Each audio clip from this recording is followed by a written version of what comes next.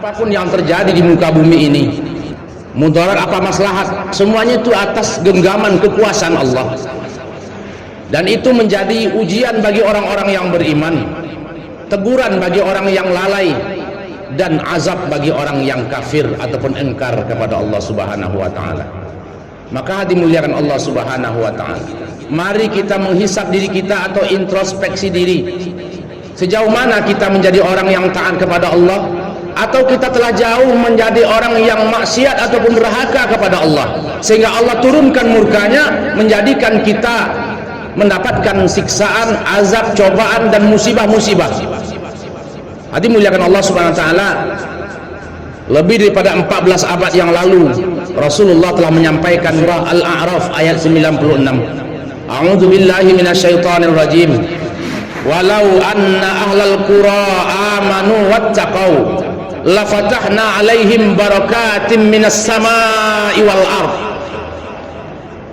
Apabila penduduk suatu negeri beriman dan bertakwa kepada Allah, apabila penduduk suatu kampung, penduduk suatu kota, penduduk suatu negara beriman kepada Allah, bertakwa mereka, Allah berkata, la fatahna alaihim barakatim minas sama'i wal ardh. Sungguh pasti akan kami turunkan berkah itu daripada langit, dan akan kami pancarkan berkah itu daripada bumi.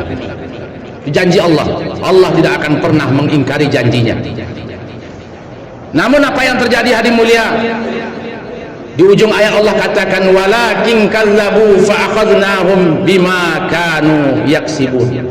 Akan tetapi mereka mendustakan ayat-ayat kami, mereka durhaka kepada kami, mereka bermaksiat kepada kami, menentang kami, kata Allah. Fa akhadnahum bima kanu yaksibun, maka kami berikan kepada mereka siksa sebagaimana yang mereka usahakan. Jadi dimuliakan Allah Subhanahu wa taala, kejadian-kejadian, musibah-musibah, peristiwa-peristiwa, cobaan, termasuk wabah dan segala macam cara mengatasinya, dan apa yang kita rasakan hari ini memang disengaja oleh Allah SWT sebagai ujian untuk orang beriman, tetapi siksa bagi orang yang kafir atau orang yang ingkar kepada Allah. Maka menyikapi ini, hadirin mulia, kita kembali ke pangkal ayat. Bagaimana caranya supaya Allah berikan keberkahan kembali? Amanu wattaqau, beriman dan bertakwa. Hari ini mari kita perhatikan, selama ini mungkin kita menjadi orang yang sudah banyak buat dosa kepada Allah, tidak nampak kehidupan Islam dalam diri kita, tidak wujud Islam itu dalam kehidupan kita. Ada orang Islam tapi tidak sholat, mengaku orang Islam tapi mereka membuat maksiat kepada Allah. Bagi kita yang sudah mengaku beragama Islam kemudian mencoba untuk menjalankan perintah Allah, kadang kita masih lalai. Memang kita sudah sholat tapi kita biarkan anak kita tidak sholat. Kita sudah sholat ke masjid, bahkan kita biarkan istri kita, anak gadis kita membuka aurat kemana-mana. Kita tidak bertanggung jawab dengan keluarga kita. Banyak orang yang rajin ke masjid tapi keluarganya berantakan. Ada orang yang rajin duduk dalam majelis pengajian, sholat berjamaah 5 waktu, tapi anak dan istrinya dibiarkan bermaksiat kepada Allah. Ada di antara kita yang rajin ke masjid tapi kita biarkan tetangga kita tidak pernah ke masjid. Kita rajin ke masjid, rajin ngaji, rajin sholat, tapi kita berpuluh tahun hidup berdampingan dengan tetangga, tak pernah mengajak mereka untuk sama-sama taat kepada Allah. Sehingga hadirin mulia, hanya beberapa orang saja ke masjid. Kita lihatlah, setiap 5 waktu azan berkumandang, berapa orang yang ke masjid, sedangkan penduduk padat. Kalau mau tahu jumlah orang Islam satu daerah, tengok hari raya, tengok hari Jumat, penuh sesak masjid. Tetapi kalau ingin nengok orang beriman yang takut kepada Allah, tengok sholat berjamaah 5 waktu, terutama sholat subuh. Hadirin muliakan Allah Ta'ala, di mana-mana di daerah kita, di negara kita ini Islam terbanyak, tetapi keadaan seperti itu, maka Allah berikan ujian dan cobaan kepada kita, dan bahkan Allah sedang menghukum kita. Maka bagaimana caranya supaya Allah tidak berikan siksa yang lebih tinggi lagi, supaya Allah berikan solusi dan penyelesaian daripada masalah yang kita hadapi? Kita bantu agama Allah. Sekarang yang lebih dibutuhkan lagi dan tidak kalah pentingnya, bahkan lebih penting daripada segala yang penting, yaitu membantu agama Islam. Bagaimana caranya?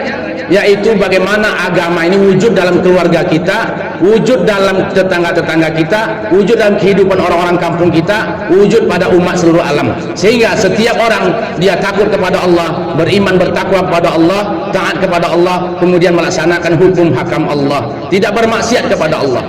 Maka Allah SWT menghimbau kita di dalam surat Muhammad ayat 7, ya ayyuhalladzina amanu in tansurullaha yansurkum wa yutsabbit aqdamakum. Wahai orang-orang yang beriman, kata Allah, kamu bantulah agama Allah, kamu tolonglah agama Allah, maka Allah pasti akan menolong kamu dan kamu akan dikokohkan, dikuatkan di depan musuh-musuhmu. Itu kata Allah dalam surat Muhammad ayat 7. Wahai orang-orang yang beriman, diulang sekali lagi, kamu bantulah agama Allah.